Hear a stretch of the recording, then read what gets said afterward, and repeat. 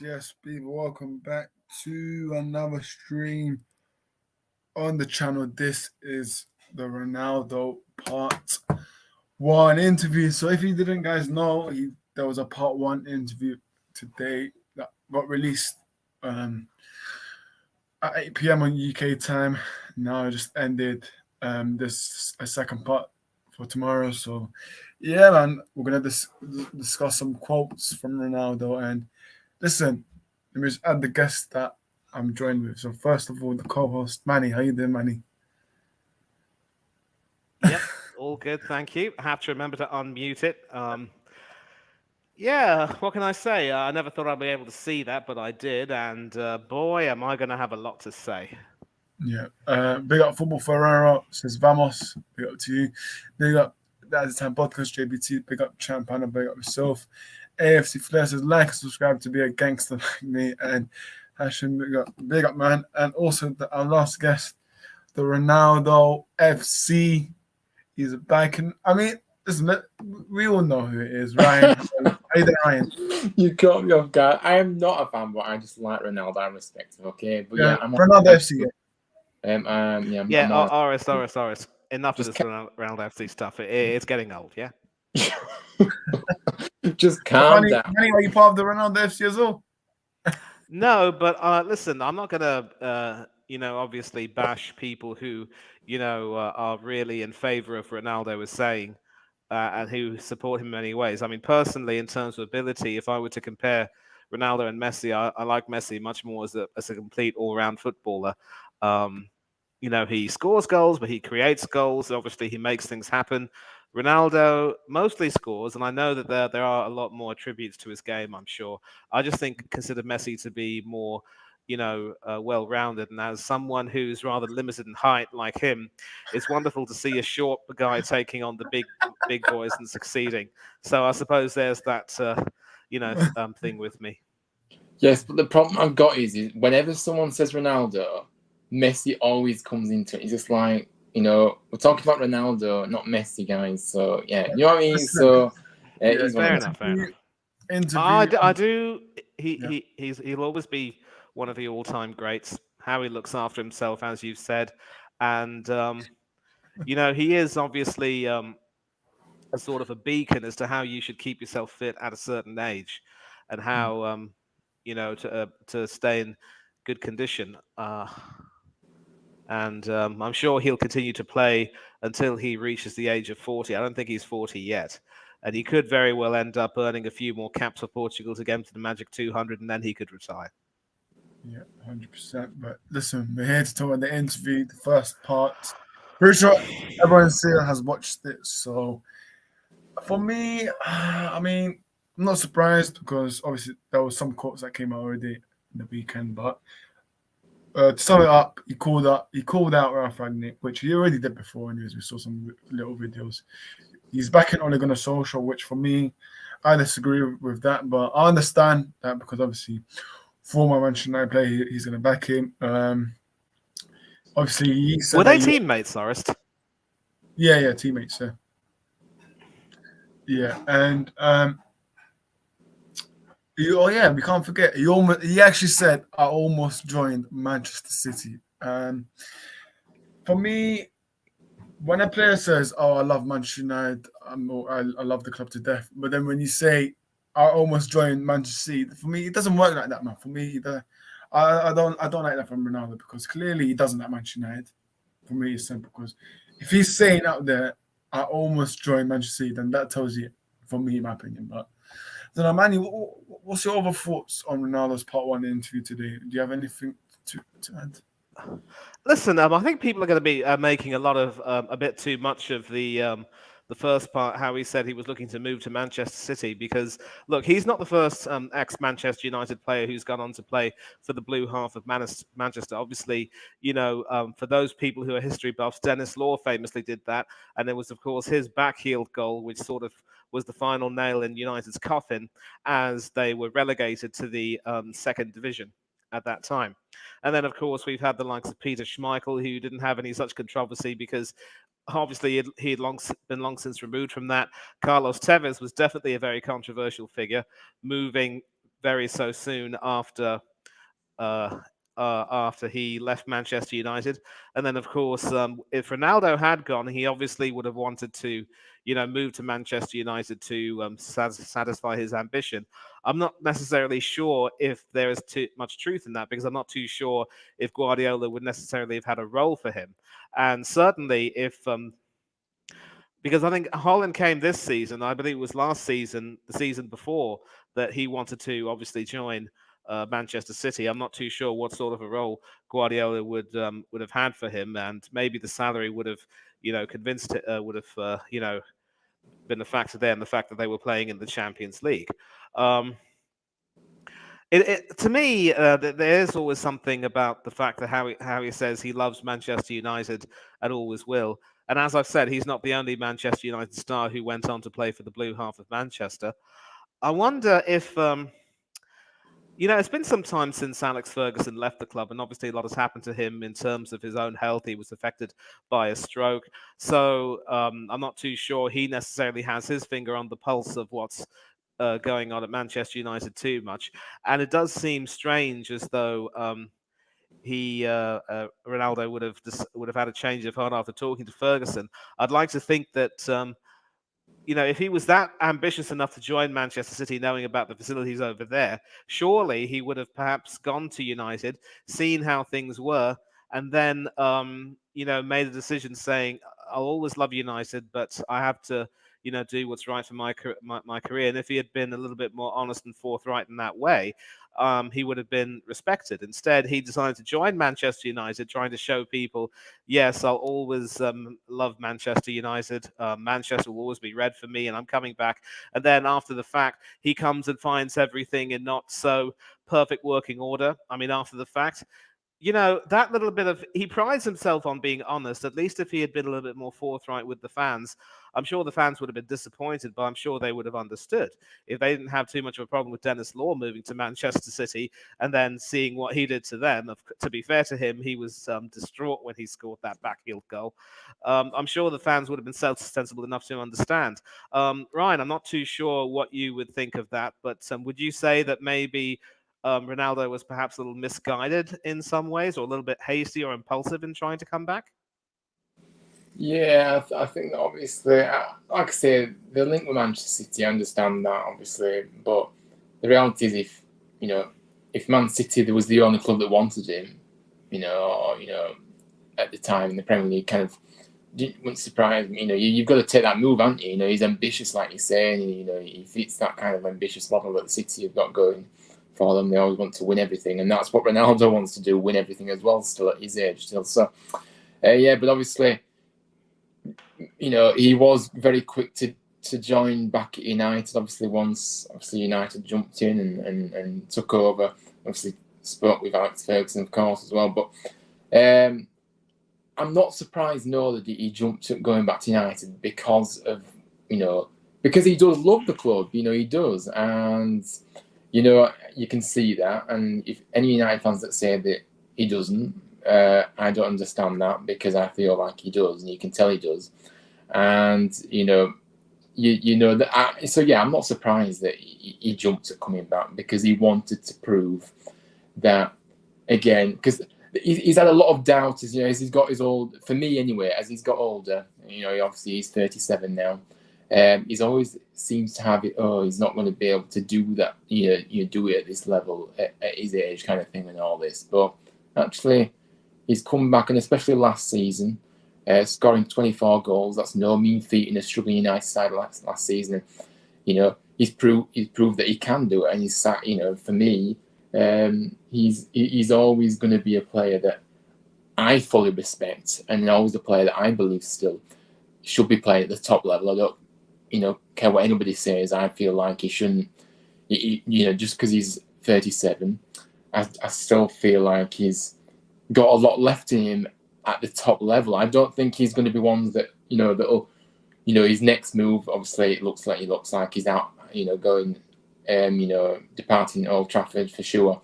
I don't see him one of these characters that will go to the MLS or China. I don't see that. I see that he will go to someone that is ambitious and wants to win stuff, and is going to be a top club. So yeah, that's just my viewpoint, really.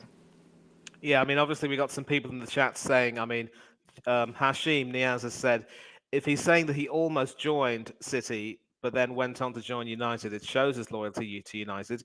He could easily have gone to the rivals Manchester City, but again, there's always going to be some questions about that.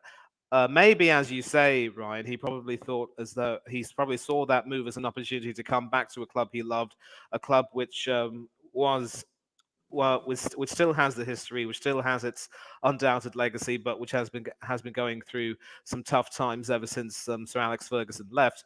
And obviously, David Moyes was a miserable failure. Van Gaal came in and won an FA Cup, but never really achieved too much with the team, and not much progress was made. And then Jose Mourinho came in, of course, and then won the Europa League, of course, UEFA Cup. But then, it's as if it's as if they wanted to hire these managers who would come in and try and do a job for the club. But if what Ronaldo's saying is true about the facilities having not been upgraded, and obviously the in some cases the chefs so far not being upgraded. I mean. Obviously, you can't just cut the chefs away like that. And as an Arsenal fan who knows about the club having had to furlough a lot of its staff, I'm saying, obviously, you do not just chuck away people who have been loyal to your club through thick and thin, who served your club with distinction. I mean, you could always teach old dogs new tricks, as the saying goes, and I'm sure that some evolution would have been done. And that, of course, will segue in the latter part to the criticism of the owners, because obviously, having invested so much money in trying to buy the club, it would have been their responsibility to bring it up to that level. But that's a debate for another day. I think you and I can agree that the Glazers, in this case, are public enemy number one, and they deserve to be criticised. And that is a valid criticism. Yeah, absolutely. I think that, to be honest with you, it is of no surprise to me that nothing's being renovated, upgraded, whatever you want to say about it, because we've seen what the Glazers have been like over the years, and yeah, they have become public enemy number one. I'm not surprised, especially if I followed a club that had some owners like that, and I wouldn't be very happy either. So yeah.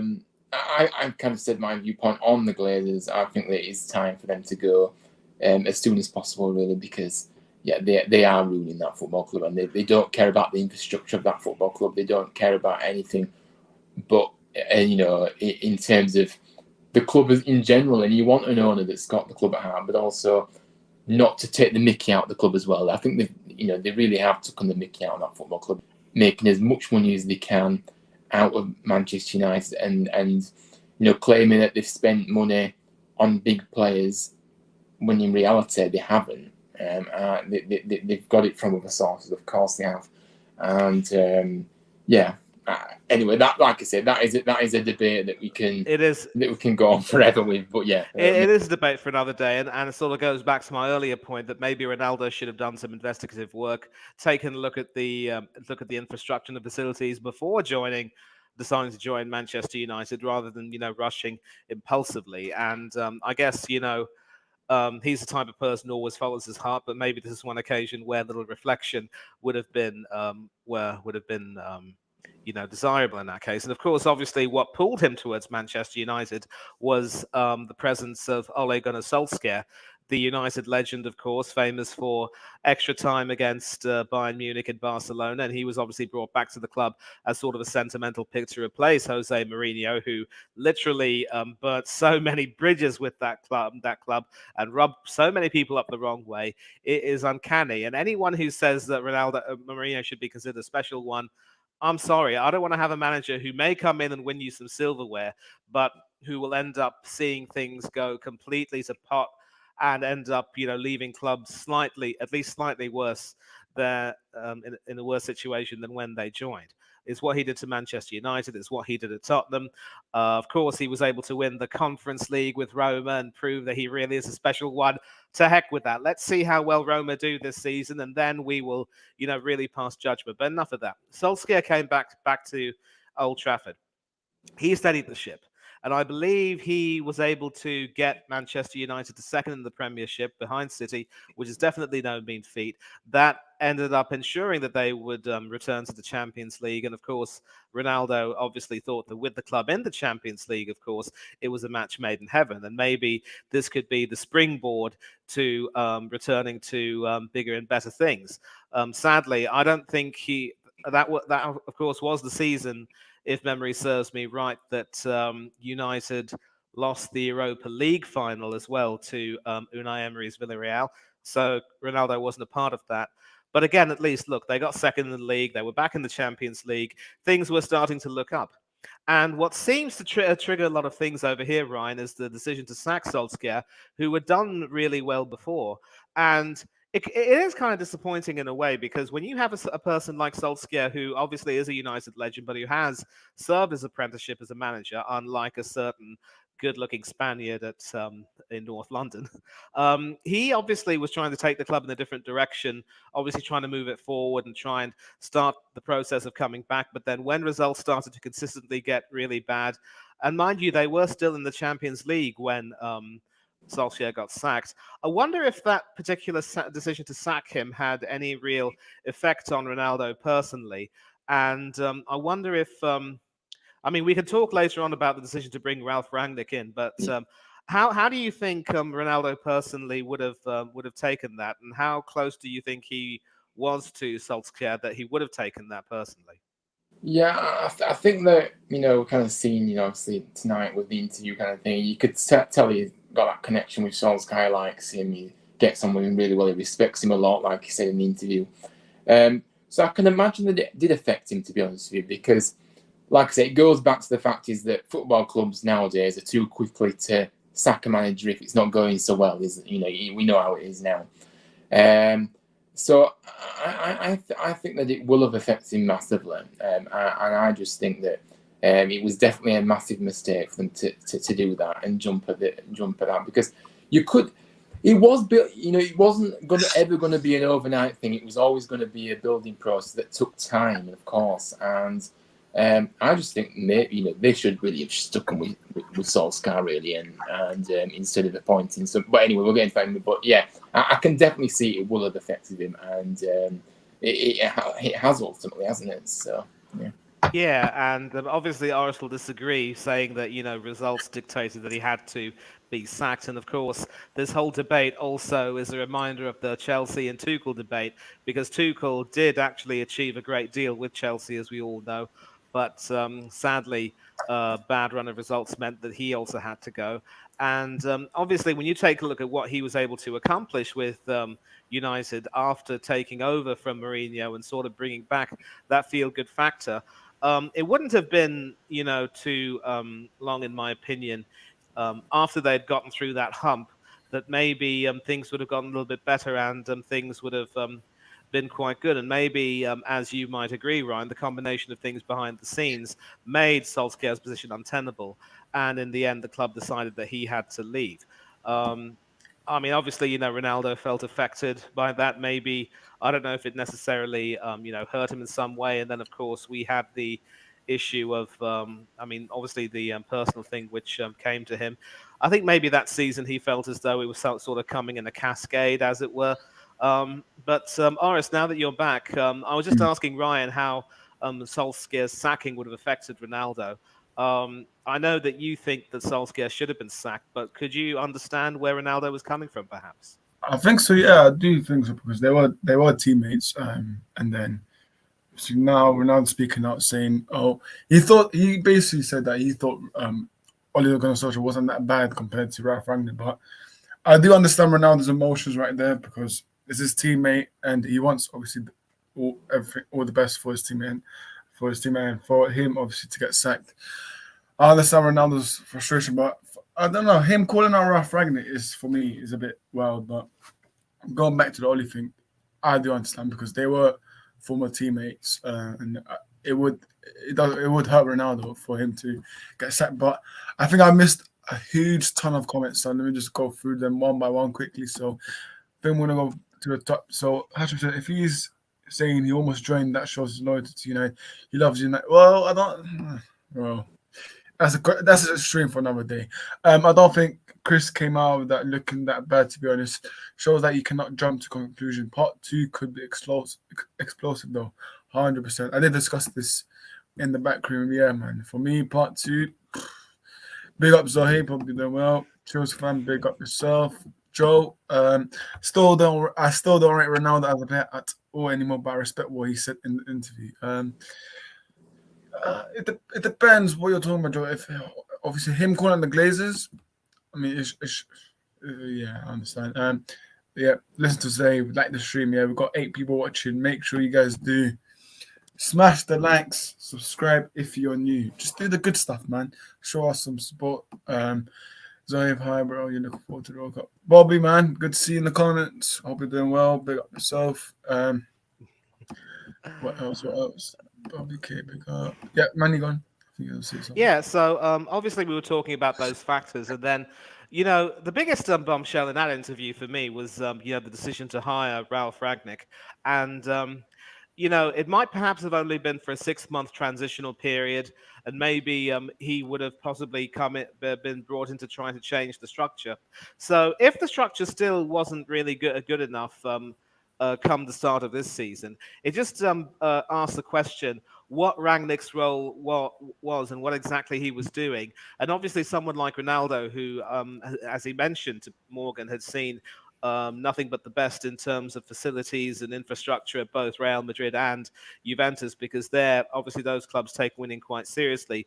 For Manchester United not to have been able to solve a few of the issues would have been a problem in itself. I obviously have my opinion in that, I don't know if you'll disagree with me on this. This isn't a disrespectful means of saying that players should just shut up and play. But the fact is that Ronaldo isn't even the captain. He may perhaps be an old legend who's been brought back, who's still in good form, who still is capable of doing some good things to try to help the team. But he doesn't really have that position of leadership in the group, unlike the likes of De Gea, Fernandez, and obviously other players like Heaton and so forth. So it would have been their responsibility to, do that in that respect. But then there would obviously be some issues about Rangnick and the way he was able to do the job. And if he didn't do the job, then maybe Ronaldo saw that as a sign of incompetence. Oris, I want to talk to you first about this because you're the United fan. Were you satisfied with the decision to hire Ralph Rangnick, and were you happy with the work he did, or did you think it was a mistake at the point of hiring him, and do you believe it was a mistake after the fact? For me, I was happy with Ralph Rangnick if you're looking at it in the perspective of, if you forget about the results, for me, Ralph Rangnick, for me, obviously he came here 6 month thing. For me, all that mattered about was him going upstairs and taking charge of the board. But with Ralph Ragnick, I feel like he exposed, in my opinion, in my humble opinion, I think he exposed too much of the club, because with the Glazers, they don't like when people call them out and call them out way too much. So with Ralph Ragnick, I think there was just some players that didn't fit his system, in my opinion. And then there were some players just throwing him under the bus. And for me, if you look at results based, that you can blame him. There's some games where you can blame him, but obviously I only got happy when the statement, when we got him, when the statement was he's going to be here for 6 months, and then after that he'll be going upstairs for 2 years to take charge of the ball, because United fans were happy about that, but I don't think United fans were happy about he's staying there for 6 months. But I was only happy that he was going upstairs in the summer, and obviously that didn't work out because something happened between Ten Hag and Ralph Rangnick. So yeah. Yeah, I'm not too sure personally if I can really abide by this whole forget about the results. I mean, he did some good things, because I think the exclamation point on that season, as it were, was that dreadful home loss at the Amex to Brighton Hove Albion 4-0, and I believe Cristiano played that game as well, and the team just looked completely shabby in many ways. I think. You did mention that maybe a few players threw Rangnick under the bus. I'm not too sure. Maybe I'm not too sure that would necessarily be the case, because maybe of course maybe they were a bit too loyal to Ollie. But it also begs the question again: if you want to hire someone for 6 months and someone who doesn't necessarily have the managerial experience, then that's a recipe for disaster because you can't. And that's one thing where I can certainly agree. It's a bit like when Chelsea had their issues with. I don't quite remember who that coach was, but I believe they fired that coach and they brought someone like. In fact, I believe it was Mourinho who was sacked, and then Goose Hiddink or someone was brought in, if Yeah, I'm not wrong. yeah, It was Goose Hiddink, and so he was able to steady the ship and take things there. But that's the difference between hiring a coach for 6 months and hiring a technical consultant for 6 months. And surely a club like Manchester United would have been sensible enough to at least get someone in for 6 months and be able to do the job. And I mean a proper coach, not even an assistant coach like Arsenal did with Mikel Arteta. I mean, I know I'm being sly and snide about Arsenal, but listen. It's comparison and contrast, and obviously Ronaldo would have been miffed by that, perhaps. And Ryan, I know that you've got some sympathies with him, but again, the decision to hire Ralph Ragnick, you must have done your homework on him and thought. Um, had some opinions on Ragnick's qualifications, as it were. What Yeah. did you think of the move? And if you weren't happy with Ragnick being hired, who would you have hired to take charge for a 6-month period before getting a new manager? Yeah, I think that first of all, yeah, it was a very strange decision for me. Again, the decisions at the football club at United haven't been the best, as we know. And I think this pretty much summed it up. Bringing in a guy that obviously has much experience, direct football. He shouldn't have ever been in that position to take that team forward. I don't care if it's for 6 months or whatever. You've got to bring somebody in that has got that experience, like you said, and has had a job. So I'm not sure who decided to bring him in. I'm not sure who decided to give him that role for sure. And yeah, I mean, the question about who would I brought in, I don't have any specific name to mind, but I just think somebody that had experience. I mean, I can't remember who was available at the time, to be honest with you, to remember. But I just think they should have gone down the route of somebody that can come in and, obviously, already have that experience of managing and could do, a solid job for 6 months if that was what the basis of the contract was. So, yeah. So, yeah. Exactly. I mean, they could have even hired someone like a Sam Allardyce. I mean, if results were so bad that Solskjaer had to be sacked, why not get in someone who could at least get a tune out of the players and improve results? But again, it's all ancient history. Ragnick ended up quitting that boardroom job to take charge of Australia. So fat lot of good that decision did. And then, of course, Ten Hag came in.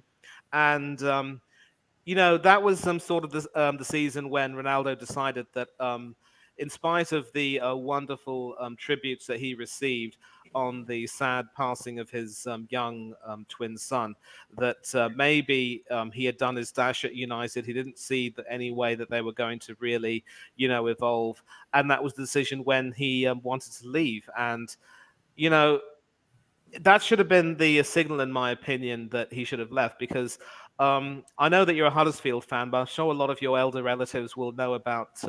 You mentioned the rivalry with Leeds United, for instance. They will remember, of course, the late, great Don Revie, who had this creed. If any player decides that he doesn't want to stay at the club for any particular reason, the right thing to do is say, well, thank you very much indeed, son. You've been a terrific player for us, and we will do everything we can to try and help you get a new club. And that's exactly the way it should have worked because the season was over and Ronaldo didn't really think as though he would, enjoy playing at United. I mean, maybe one part of him was, enthralled by the challenge of trying to get the club back into the upper echelons, if you will, and maybe win the Europa League. Or maybe a part of him was saying, if things are this bad, I don't see myself really staying over here. And maybe he should have been a little bit more upfront and honest with the way things were and said, you know what, I really can't stay here, instead of being forced to stay and then coming out with this right now. But Aris, let me ask you this question: when Ten Hag came in and made the decision that he wanted to have Ronaldo as a part of his plans, and especially considering the way Ronaldo did play last season, he was, of course, very effective and scored plenty of goals. but there was a consensus that the team, especially in the 6 months under Ragnick, sort of fell away in terms of their performances and productivity. When Ten Hag said he wanted Ronaldo to stay, how did you feel about that? And do you think Ten Hag made a mistake at that particular moment? For me, I think when Ten Hag obviously made that statement, I mean, I was a bit, I was a bit 50-50 because I'm not sure what Ten Hag has in his plans. I think it's just best, in my opinion, we let Ronaldo move on. But I think there's something going on behind the scenes, to be fair. But if Ten Hag said that, and then that, for me, you can. I think there's a little bit blame there for Ten Hag why Ronaldo didn't leave in the summer. To be fair, because I don't know why Ten Hag obviously he's doing obviously this season. I'm not sure if Ten Hag doesn't probably even like Ronaldo right now, but if you knew that Ronaldo was going to act like this, and I don't know why he didn't let him move on in the summer. But for me, Ten Hag, I'm always going to back the manager, man. Whatever they say, Ten Hag, I'm always going to back him. So it's up to him, really. But for me, I think it's just best to move him on in January. But when he said in the summer, Ronaldo's in his plans, I was like, okay, let's try him in the Ten Hag system. But I didn't think that he was going to fit Ten Hag system either way. But Yeah, well, here's the thing. I was one of a number of fans who actually felt that decision would come back to bite Ten Hag on his yeah, backside. And now it hasn't just bit him on his backside. It's as if, the hand which has fed Ronaldo, if you were, has been bitten very badly. You can see the bite marks. And yeah, so obviously, I'm reminded as well with the Jose Mourinho connection of Raul Gonzalez, who obviously ended his Real Madrid career in 2010. And when he ended his career there, he was still actually in good goal scoring form and scoring more than a few goals, but his influence was waning. And he basically had breakfast with Mourinho not too long before the end of the season. Mourinho made it clear that he wanted Raul to stay at the club and make sure that he would end his career as sort of a bench captain, as they say, the way the likes of Manuel Sanchez did. But Raul obviously had some other ideas. Obviously, he had long since been discarded by Spain, and many people felt as though he was no longer fit for purpose. And he was obviously succumbing to a lot of the pressures at Real Madrid with a lot of the fans over there, the notoriously unforgiving fans whistling at him. So a few of them might have waved white handkerchiefs. All of the things that were happening to many legends of the past were happening to him. They would go on to happen to Iker Casillas and Sergio Ramos, and it broke his heart. So he decided that he had to leave Real Madrid and experience new sensations, and then move to Schalke, where he worked with Felix Magath. And he literally had, a magnificent Indian summer over there, which proved that his decision to walk away from Real Madrid, the fabulous Real Madrid with all its politicking and all that, was actually a decision well worth taking. So it flabbergasts me that when Ten Hag came in and made it clear that he wanted Ronaldo to stay, they should have had that heart-to-heart talk, and Ronaldo should have said at that moment that he doesn't feel as though he can literally contribute that much, because for all of his work at Ajax, Ten Hag doesn't have that much clout, certainly not as much clout as Mourinho. And surely if Ronaldo was sure of his decision that he wanted to leave, he should, in fact, have, come out and said it. Sometimes you got to be a little bit straightforward. And Ryan, the more I think about that, the more I'm thinking that things aren't really adding up. What do you think about that, mate? Yeah, I think that it's a strange one, isn't it? Because, like I say, Eric Ten Hag said he wanted him and he had him in his plans. Now, what does that actually mean? Because, he's got him in his plans, okay, that's fine. But to me, he said that, and it seems like he's gone the opposite way in terms of what, he's hardly played him, really, so he's not been in his plans, really. So he's kind of gone back on his word there, which really is a bit strange for me. And then you've got the point of is that Ronaldo, clearly, if he, if he wants to go, you should have let him go, kind of thing. And I know that what you're saying, Manny, about obviously sometimes you do have to say, I want to go and kick up a bit more of a fuss about it. But I don't think Ronaldo wants to do that. He just wants to kind of, if he can. And then obviously with the Eric Ten Hag kind of football, shouldn't he have also recognised that maybe Ronaldo wasn't going to be able to fit that style of play maybe that he wants to implement at Manchester United? So again, why is he? I'm not blaming the manager entirely for how it's panned out, because that's not right. But I just think that, did he really help the situation? I don't think he did, to be honest with you, because to me, you know, this could have all been avoided had he have let him go in the summer, and had he have not said to Ronaldo, "You are part of my plans." And even though we know that Ronaldo is age, you know, he's not going to press. You know, he's not going to press. You know, which is where Ten Hag likes to play. So it seems very, very strange and odd to me that he's allowed this to kind of escalate, if you were. But obviously Ronaldo, and then Ronaldo's become frustrated, and yeah, he's just bowled over, hasn't he? And it is a really weird one.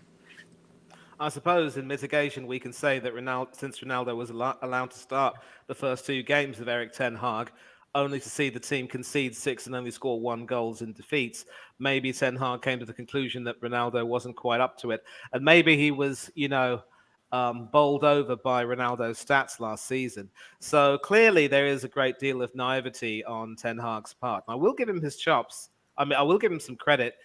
Not chops, but props rather. I will give him some credit. He does have some decent tactical chops as a manager, as proved when United played Arsenal. But certainly when it comes to dealing with a few players, having worked with mainly youngsters at Ajax, to come over to United and to have to deal with some slightly older players with the egos as well, you get a sense that really, despite his claims to the contrary, he wasn't quite ready for the job. And this is really a situation, in my opinion, which should have been avoided and which could have been avoided had Ronaldo had a heart-to-heart chat with Ten Hag. Not so much kicking up a public fuss about it, as you would say, Ryan, but at least making it crystal clear that, the manager knew where he stood and said, okay, that's sort of the way it is. Then you've been terrific for United, and I wish you well, and I hope, and we will help you find a club which will be willing to offer some good money for your services and offer you the chance to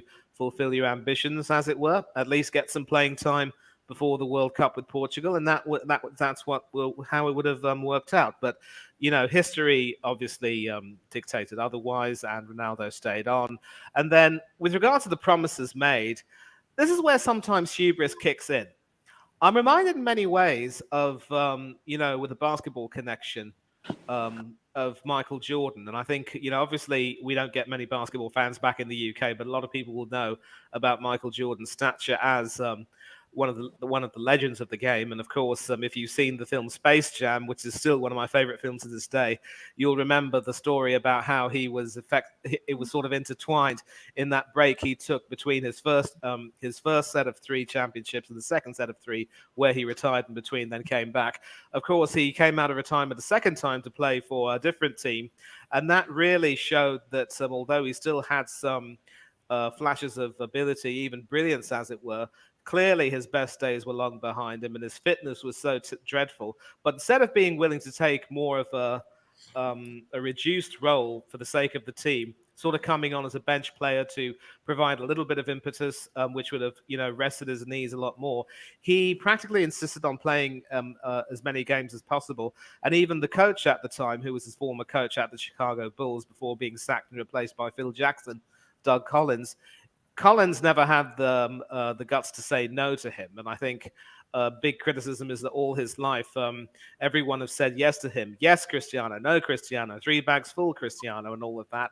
And so to suddenly be told, sorry, that's not the way it is, it can't, it can be a little bit jarring to him. But however fit much he takes care of himself, however fit he will certainly be, there will be moments when people will ask, your form is dipping a little bit, son. You might have to take a bit of a break in that regard. And I think some of the best players will also realize that, yes, they still have it, but, they're starting to wane a bit. And in Raul's case, obviously, after that sojourn with Schalke, he went to America to play, dropped down the level, but still proved that he could do that. So obviously, players will end up realizing that that maybe their bodies can't take it anymore. They can't take the physical pounding of the Premiership, and decide, what, maybe it's best that, I sort of reduce that a little bit. And I think maybe Cristiano's fitness dictated that he would say that he would be okay. but sometimes age catches up with everyone. No one's exempt from that, and I think Orest has gone away, but I think he'll be coming back. But Ryan, you obviously will disagree. Do you believe Yeah. in many ways that maybe Ten Hag not really wanting to promise him that much in terms of game time was a way of looking after him, because he also would have been cognizant about Portugal appearing at the World Cup, and also might have wanted to, protect Ronaldo in a way from getting any serious injuries. Yeah, look, I mean, obviously, I do disagree with what you're saying here, because I think that this isn't about how good Ronaldo is, by the way. This is just about how he doesn't fit the Ten Hag way. Therefore, he's not got the service. It's not a system that suits Ronaldo. So that is why we see in this season maybe the down in form that we're seeing. That's not down to quality for me, because, like I said, I've made it quite clear that I believe that Ronaldo can still play at the top level for a number of years still, and providing he gets the service, but also he has a kind of system that he can play. But yeah, it is one of those, isn't it? Really, I mean, it's kind of strange, like I say, how Ten Hag obviously did start in the first 2 games, but then he quickly realised that he shouldn't have. He quickly realised maybe he didn't fit the system, or he didn't really work effective in the team that he was trying to build. But again, I just think that it's very naive, like you said, to be hanging on to a player that that maybe wants to go in the summer, and like I say, I think clearly could have been dealt with a lot better by the club, Erik ten Hag, whoever you want. I don't really like pinpointing one person in this, really, because it's how the club dealt with it as a whole. Surely it's not just about the manager. Okay, the manager is there, and he did obviously have that final say, if you will. But but Ronaldo, if Ronaldo was promised to have game time, he should be playing.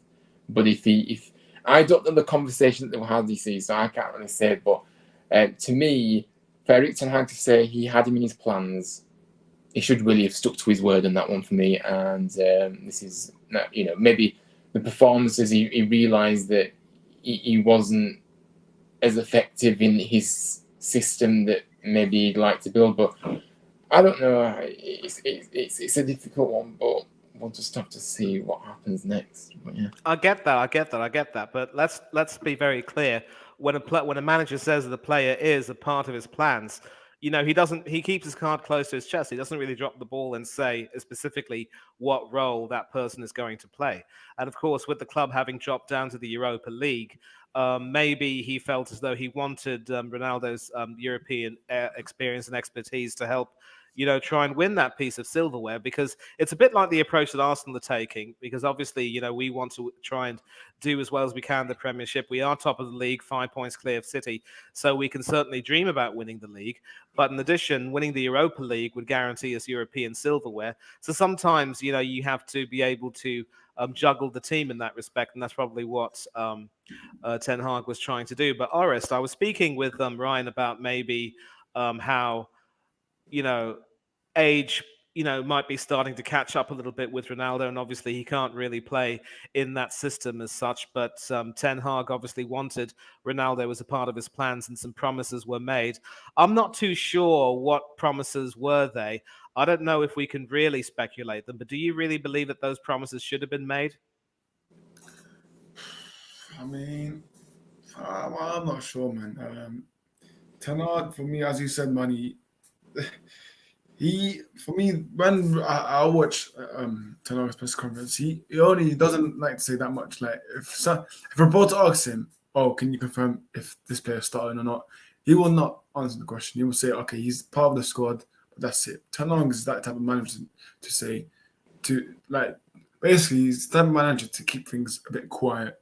But I don't know, man. I just think there's something going on behind the scenes. But if Ronaldo was part of Ten Hag's plan, then as Brian said, Ten Hag should have stuck to his word. But obviously, things didn't go well this season between them two. But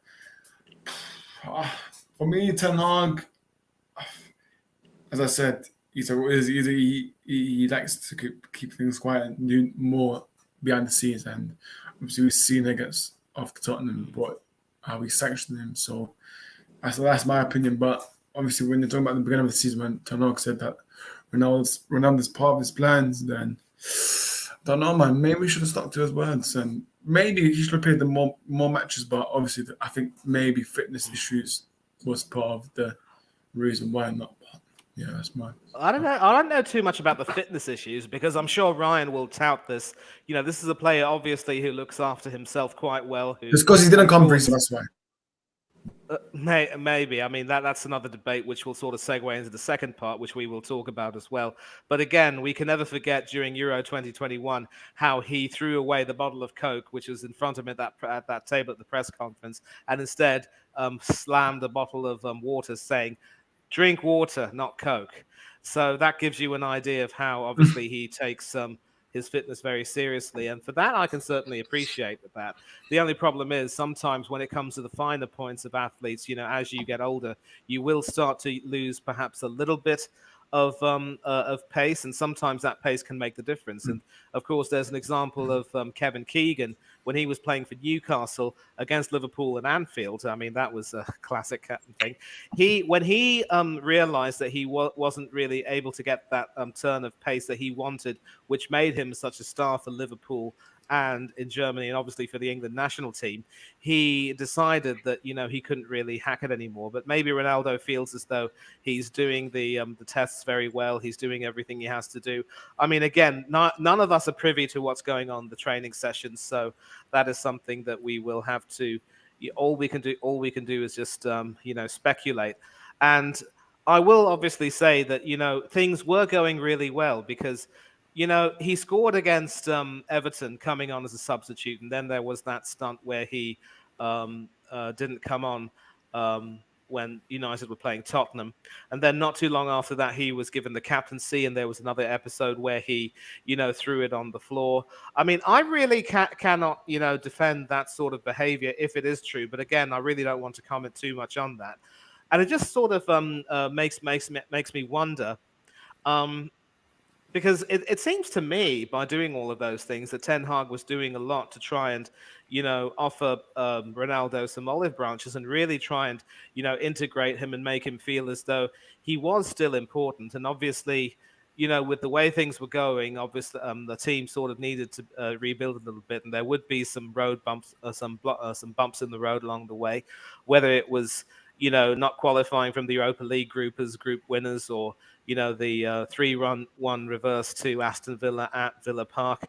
There would still be some issues, but he's in his late 30s. He's seen a lot more frustrations on the field. I don't know if he's necessarily played in worse performing teams, although there might have been some occasions, certainly at Juventus, for instance, where he wasn't really doing too well with the team in that regard. Certainly at Real Madrid, not too long before he left, I'm sure he would have had some issues there. So, these things happen. And I'm sure they would have also happened in his first stint at Manchester United. So for him to, react that way, especially after being given the captaincy, I really don't know if I can necessarily defend that. And Ryan, this comes to you now, because I see... I mean, obviously, the circumstances of the Aston Villa game where he was given the captaincy, and then still things have still snowballed up till this particular point.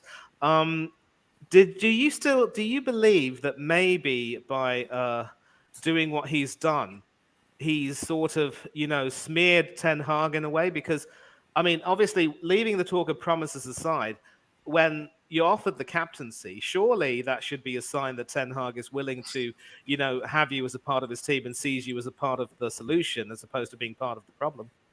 Yeah, of course. But I mean, it's worth noting that Ronaldo was only given the captaincy because of other players that weren't available, I believe, wasn't it? It wasn't because Ten Hag said that, look, Ronaldo, So obviously, I don't necessarily think that was Ten Hag trust him in a way, or or respect him in a way, because I personally, and people won't like this, but I just think that Erik Ten Hag and Ronaldo have clashed since the very first moment that he walked through that door. And sometimes it happens, sometimes it does, but I just think that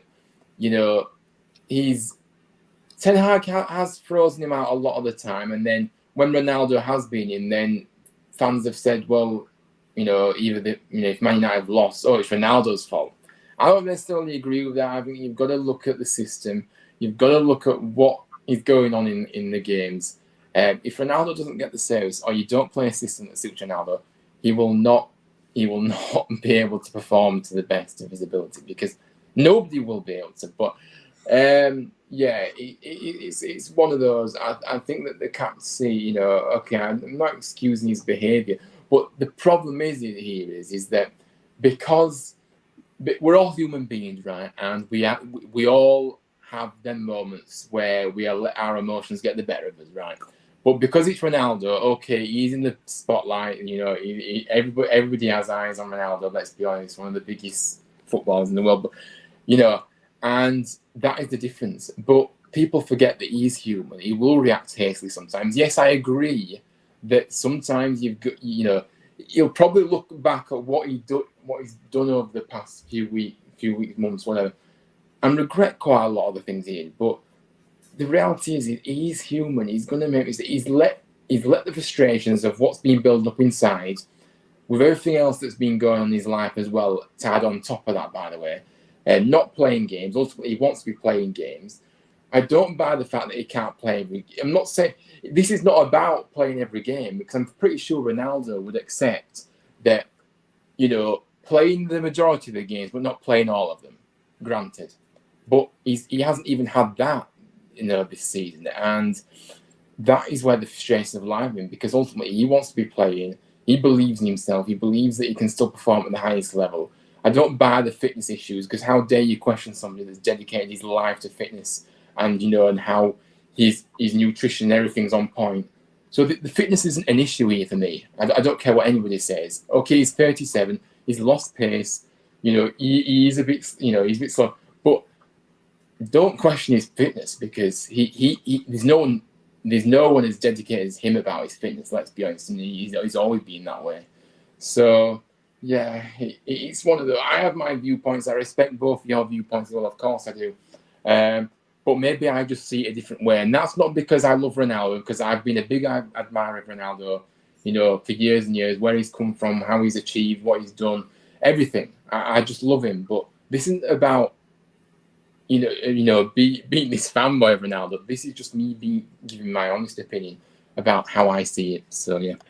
Yeah, listen, I'm not questioning his fitness, mate, because look, I mean, in contrast to Jordan, who was literally, a walking cripple with those tendonitis-riddled knees of his, Ronaldo is the picture of health. And that defeat, I'll tell you one thing, that certainly had not much to do with, Ronaldo per se, because obviously that was a game where many members of the team didn't really perform up to scratch. Certainly the defending has to be questioned. If you want to hail Lisandro Martinez's displays in the heart of the defense, and you've also got to criticize him at least as a part of the defense where it doesn't do too well, although I will accept that certain other defenders were culpable. By the way, Oris, I want to thank you for going through the chats. You're welcome to do that as we're talking, and I was about to ask you to go through that, but thank you for doing that. That's really good of you.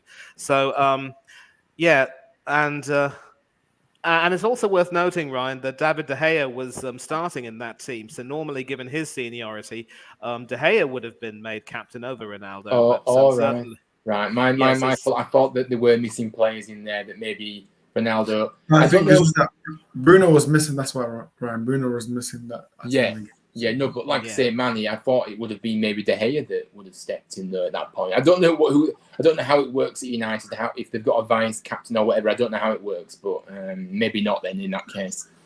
I get that. Yeah. And Orist, I think we're going to come to you now.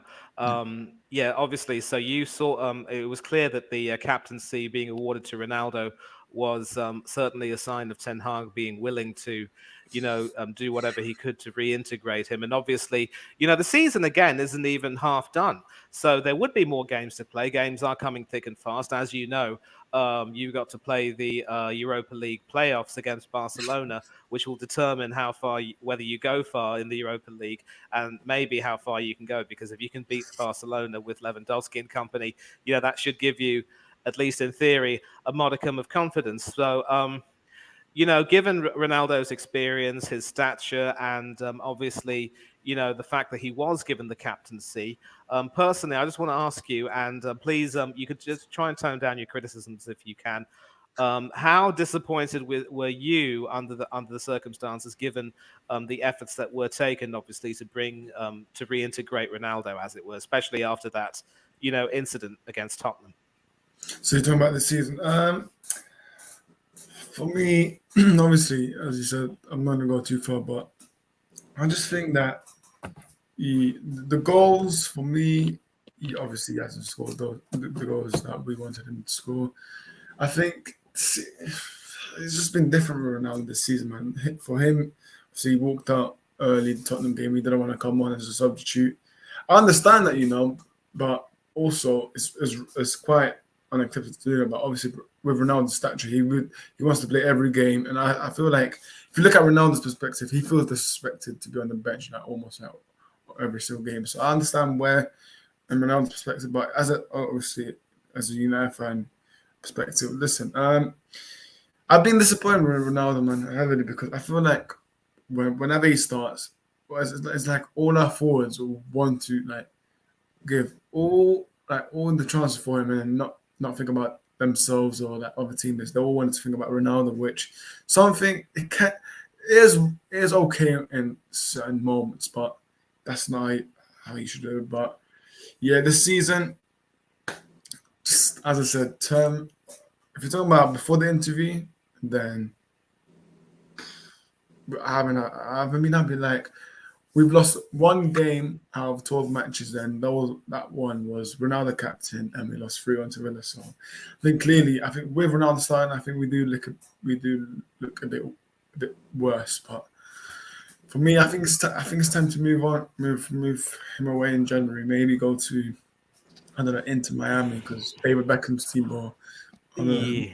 I think he goes Chelsea, in my opinion, but I don't know. But no, Ryan Chicken. But I saw a report today that apparently David Beckham has spoken to Ronaldo's representative. So even though it's unlikely, but yeah. Yeah, he'll still. Yeah, go ahead, Ryan.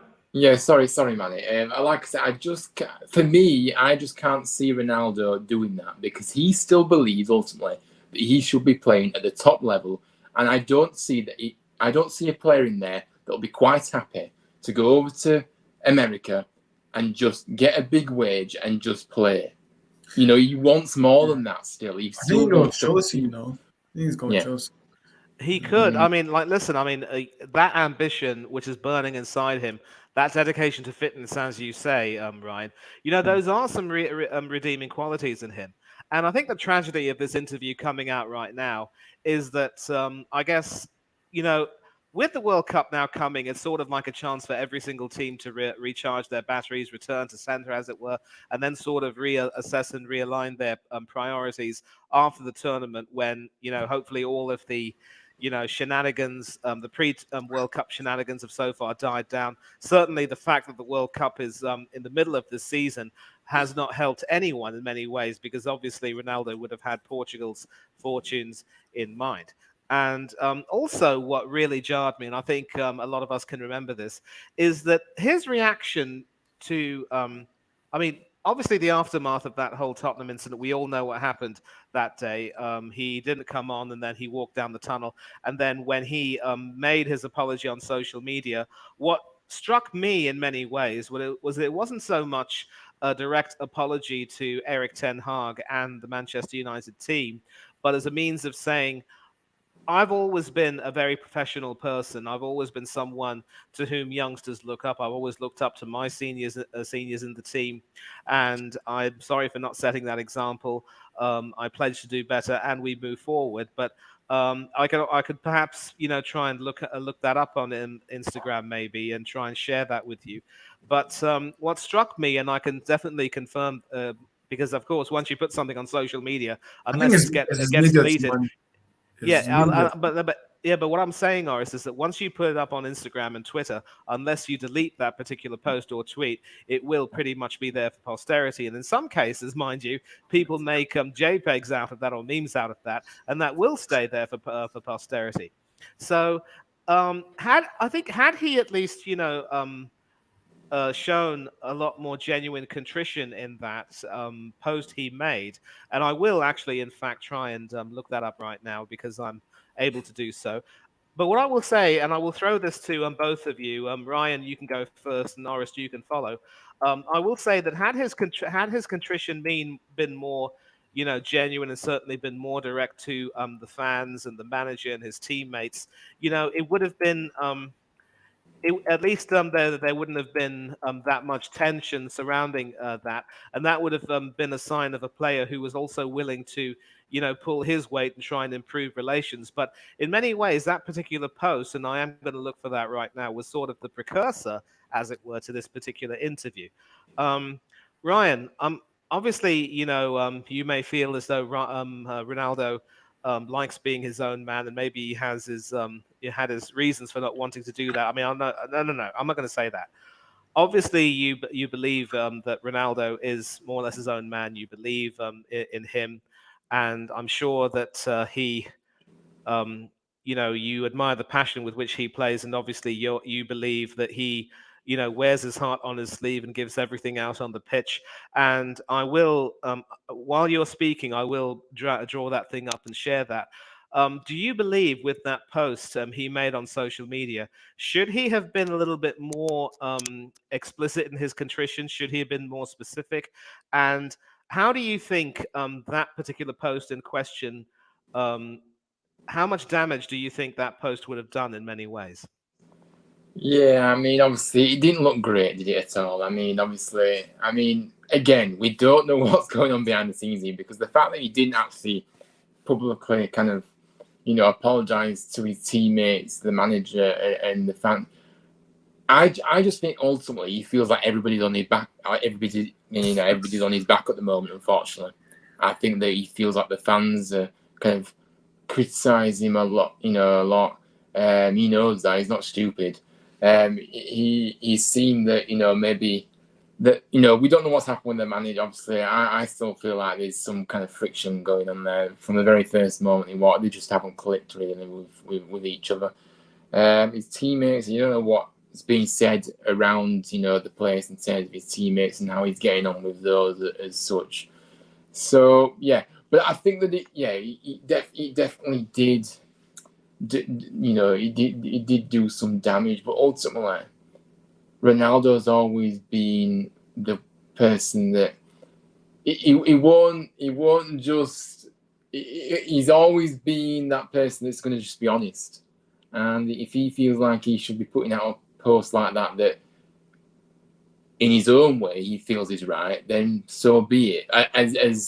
As people from the outside looking at this, at this post and his message, we can scrutinize it all we want, and we can say, oh, this, why has he not done it? Why has he not done it in this spin? But ultimately, he decided to do it the way he wants to do it, and how he felt was the best way to do it. So, who are we to question that as such? I know what you're saying about it. It is about it could have been a bit more. It could have been a bit more forthcoming, but again, we don't know. We don't know what's going on behind the scenes. I don't really like to comment fully on this because ultimately he's done it at his play, his kind of heart of what he wants to say. But anyway, here we are. We've got the post up now. Yeah, I get that, and I also get what you're saying in that maybe he, at this stage, he doesn't feel as though he needs to, really be explicit, or maybe he wants to keep his cards close to his chest. Maybe he wants to, show his professionalism on the training field. And to be fair, I will give him some credit. After he was dropped for Chelsea against, dropped against Chelsea when they played each other at Stamford Bridge, I think it was. He was, of course, brought back, and then I think he started to gel with the team, and things started to improve. And then obviously there was another obstacle, and I just wonder if maybe he couldn't have, it couldn't have been better. But Orest, if you're still there, let me read this. Yeah. As I've always done throughout my career, I try to live and play respectfully towards my colleagues, my adversaries, and my coaches. That hasn't changed. I haven't changed. I'm the same person and the same professional that I've been for the last 20 years playing elite football, and respect has always played a very important role in my decision-making process. I started very young. The old and most experienced players' examples were always very important to me. Later on, I've always tried to set the example myself for the youngsters that grew in all the teams I've represented. Unfortunately, that's not always possible, and sometimes the heat of the moment gets the best of us. Right now, I just feel that I have to support my teammates and be ready for everything in any given game. Giving into the pressure is not an option. It never was. This is Manchester United. United we must stand. Soon we'll be together again, some sunny day, as Virulin would say. Now, I can see certainly both sides of this. One side would say, instead of trying to make a more contrite apology, which might some people might interpret as not being too sincere, he said, "I'm going to just knuckle down and focus on everything, and we will improve." Other people would say, "Well, sorry isn't always the hardest word. A little bit more contrition would have gone a long way." Orest, where do you stand on that? PR, man. His social media team are writing this, man. I don't think Ronaldo wrote this. So for me, it's the way that how it's set up. Really, obviously, it's two long big paragraphs, and for me, I think Ronaldo should be. I think he should be saying sorry to the squad and to the manager rather than to the fans. But listen, I understand why he's sending to the fans because I don't know if you guys watched it properly, but before he walks down the tunnel, there's like little kids trying to high five him, but he actually ignored them and went straight to the tunnel. So maybe I shouldn't say sorry for to not high fiving them, but for me, the sorry should go more to the squad and more to the manager for me for being disrespectful. But yeah, I mean, here's what it is. Ronaldo, who knows if he's actually sorry, but yeah, for me, Yeah. I just think, yeah. I will give him some credit though, because obviously after that match in question, he did work hard, and I think he did come back into the team. And I think, if memory serves me right, he did score in the Europa League or against Sheriff, if I'm not wrong. And there was still certainly some signs for me that he could still have a role to play. And yes, I do know that we will wrap it up soon. I think on a more positive note, we're going to end this with the reflection that he made on the passing of his son Angel. Obviously, you know, none of us are parents, and even me. I don't know if I'll ever get to experience the joy. I can only speculate, but I can say certainly that losing a child in any circumstance, especially a child, on the operation table or whatever it is absolutely it's shattering really. And I think Piers Morgan made that quote, alluded to Cristiano's partner when he said she said that a big part of my life was shattered that day. And that's a sentiment we always feel when we lose people who are close to us. There is a part of us that goes away along with it. So obviously how he was able to recover from that, and also be upfront and honest with his other children about where Angel would be. And of course, the pun isn't really lost on me. Angel has of course gone to heaven. So that's sort of the way he was able to do that, and to see how his children were able to respond to that by saying, "Look, all these good things that we've been doing, whether it's drawing a picture or what have you, we're doing it for Angel, and that is the way we will remember him." And the bit he mentioned about how he keeps Angel's ashes and the ashes of his father, who also passed away in that period, is certainly a very touching thing. And I won't, ask too many more questions on that. But Ryan, that is, I'm not going to be patronizing and say that it's a redeeming feature of him, but for him to hear him say that and speak so deeply and emotively, even considering that he's not even a native English speaker, that is something which obviously has to to pull at your heartstrings. And obviously, I'm sure you can appreciate that the reaction that he got from the Liverpool fans that day, that was something which would make you feel quite proud of our fan base, which as a whole in the UK, which sometimes is in the news for very wrong reasons. Yeah, absolutely. I think that obviously you could, like I say, it's unimaginable, isn't it? Obviously we've not been in that situation before, but yeah, we really did break him as it would anybody, and I just think that obviously, how we do speak about fans. But the fact that Liverpool obviously did that as well speaks volumes. So credit to them for sure. But you know, I just think that it was very moving in the interview how he did say that he felt the love from everybody in England, and that's why obviously he did get a message of condolence from the royal family as well, of course, which again meant a lot to him. So he feels that England it is a big part of his life, and obviously he feels at home here ultimately. But yeah, you could see how emotive he was. You could see how much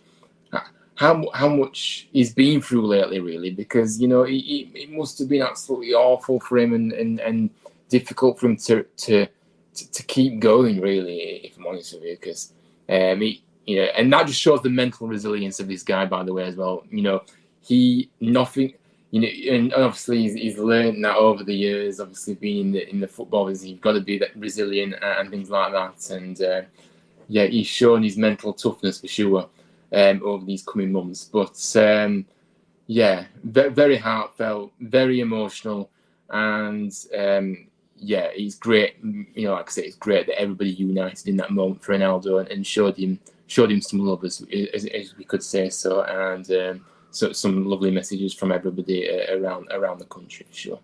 And it just goes to show that the whole stereotype of Brits having a stiff upper lip is sort of being, dismantled, because when we have to, we could be very emotional, and certainly we are capable of empathy in these sad moments. And Orest, I'm going to come to you now, obviously with everything that has happened to him in that season, so certainly in that last season, that last time frame. I mean, there is a part of me now that actually, like I said, I don't condone his behavior, but I'm also not about to completely bash him and say, he's an absolute disgrace to the club necessarily. But I think maybe with those moments, I understand how he would have felt about wanting to, leave England and maybe, have a fresh start somewhere else. But I'd like to know, as a fan, how sympathetic are you towards him? Were you towards him? And do you believe that the club could perhaps have done more? And how impressed were you with how people received him on the news of the loss of his father as well, but also his young son?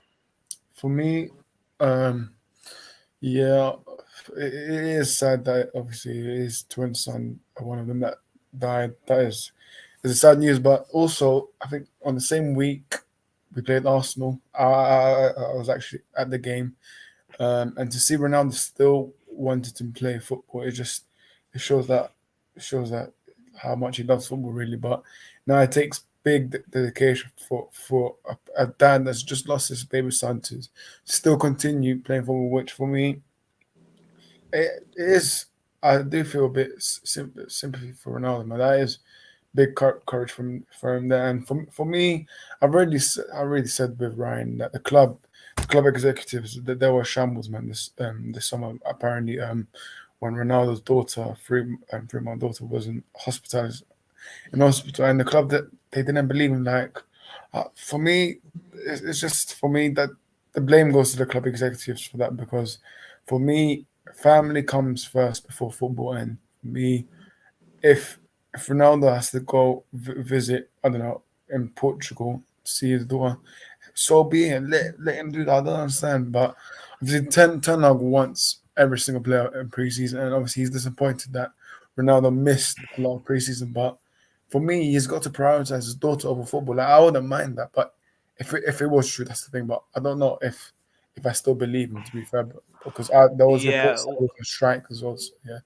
Yeah, we're going to talk obviously about his daughter, because that's coming up in the second part. But Orest, I think just we'll wrap it up, and I think you will agree that obviously there is a wonderful human side to Ronaldo. He is human like the rest of us. He feels grief just like the rest of us, and certainly not even that his detractors will be in any position to impugn his character given everything that's happened. And I hope you can agree with me on that. 100%. Orest? Yeah. Okay. Yeah, so we will now wrap this up, and I want to obviously thank Orest for taking the initiative to start a stream like this, and Ryan as well for coming on. And I never thought I'd be able to watch that interview, but obviously I did, and it was it was sort of an interesting one. Obviously, Second the part is big going to be nice. the second part will we'll have a lot more juicy details. But that is, of course, a story for the stream tomorrow. But at this point, we're just going to finish it because we've already talked a bit too long. Thanks to everyone in the chat who's Manny, come you in. shout the socials? Yeah, but listen, Oris, first of all, were you able to take a look at all the people who've written in the chat so far?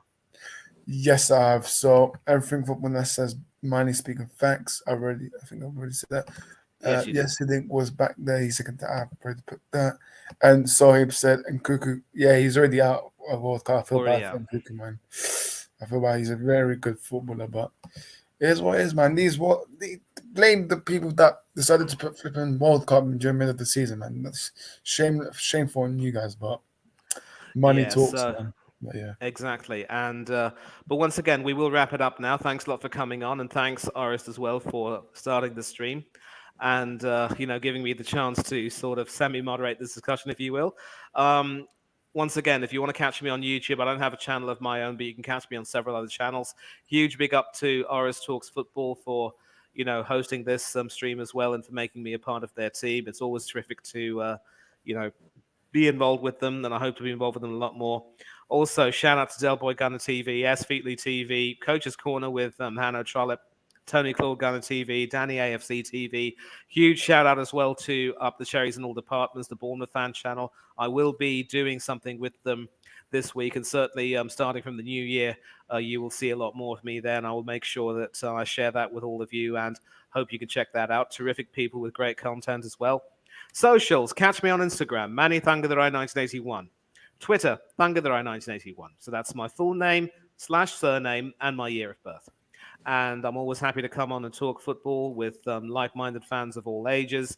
And, we've had a sort of a respectful discussion over here without it being necessarily a slanging match, I'm sure, because this is a topic which obviously will stir some very ugly passions from a lot of people. So I'm really glad that it's been conducted well. And obviously I'm looking forward to continuing this tomorrow. But until then, enjoy yourselves. Thanks a lot for tuning in. Enjoy the rest of your night. It is a bit late, of course, so do not do anything I wouldn't do. And on that note, I'm out, people. They got money as usual. Ryan, where can people find you? Yeah, you can find me on my YouTube channel, Huddersfield Town Fan TV, of course. No content for the upcoming month, unfortunately. Although, there is still the academy going on, so I may do some streams on that, but I don't know yet. Like I say, we'll see. You can also find me on my socials, HTFTV8 on Instagram and Twitter as well, so please subscribe to my channel because there is plenty more to come, guys, when we get back from the break. And then obviously, thank you for having me on. It's been good, definitely. No worries, big up you two for joining as usual. Obviously, part 2 will be out tomorrow, and listen, I'm definitely watching that. I think after when they return from World Cup, I seriously don't think Ronaldo will ever play out for us ever again. But before I do play that outro, funny thing is, Ronaldo was actually the one that made me support Man United. So it's gonna be sad, obviously, for him. Sad, not for me, sad, but obviously sad for Ronaldo himself. But it is what it is. Time is best for him to move 9 years. But guys, do smash the likes, subscribe if you're new. Ronaldo is finished, and Arsenal. Let's hope they lose a bit of form off the World Cup. So big up, guys.